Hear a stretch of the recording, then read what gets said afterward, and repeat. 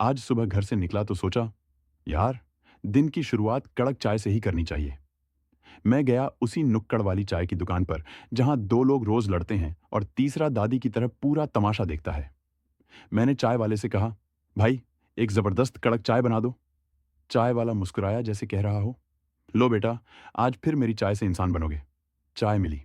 मैंने पहली चुस्की ली। आह, दिल खिल गया। मैं बोला, वाह भाई, आज तो लाइफ रिस्टार्ट कर दी चाय ने। बस जैसे ही आखिरी चुस्की बची थी, अचानक एक बंदर आया और धप, मेरा कप छीनकर भाग गया। मैं उसके पीछे भागा। ओए रुको, वो चाय नहीं, मेरा दिल है। और बंदर पेड़ पर बैठकर ऐसे चुस्की मार रहा था जैसे कह रहा हो, चाय की कद्र करनी है तो पहले मुझसे सीखो।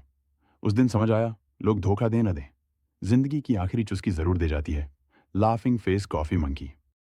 जंगल की अंधेरी रात थी। आसमान बादलों से भरा था और हवा अजीब तरह से गुर्राहट जैसी लग रही थी। उसी जंगल में वन विभाग का गार्ड वीर रात की पेट्रोलिंग पर निकला था।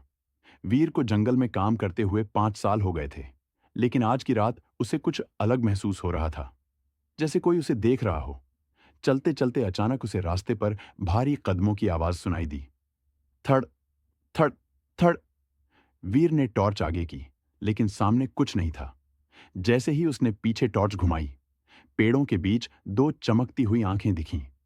आंखें इतनी तेज चमक रही थीं जैसे आग जल रही हो।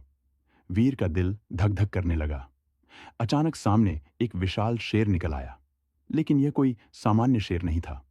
उसकी आंखें लाल थीं और शरीर पर पुराने घावों के निशान। गांव वाले इस शेर को रात का शिकारी कहते थे।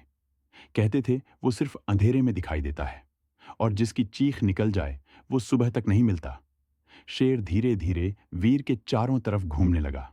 चारों ओर सिर्फ गुर्राहट की गूंज। ग्रर। वीर ने सांस रोक ली। हिलने की भी हिम्मत नहीं हुई। अचानक शेर रुका।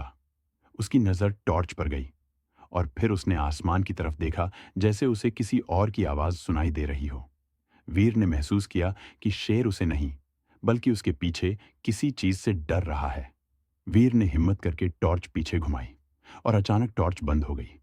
अब सिर्फ अंधेरा और पेड़ों के बीच एक लंबी काली परछाई। शेर उस परछाई की तरफ दहाड़ा, एक ऐसी दहाड़ जिससे धरती तक कांप गई। अचानक शेर वीर के सामने आकर खड़ा हो गया, जैसे उसे बचा रहा हो। कुछ ही सेकंड बाद वो काली परछाई जंगल में गायब हो गई और शेर भी धीरे धीरे अंधेरे में खो गया। अगले दिन वीर का बेस ढूंढने गए। अधिकारी बोले, तुम्हारी किस्मत अच्छी थी।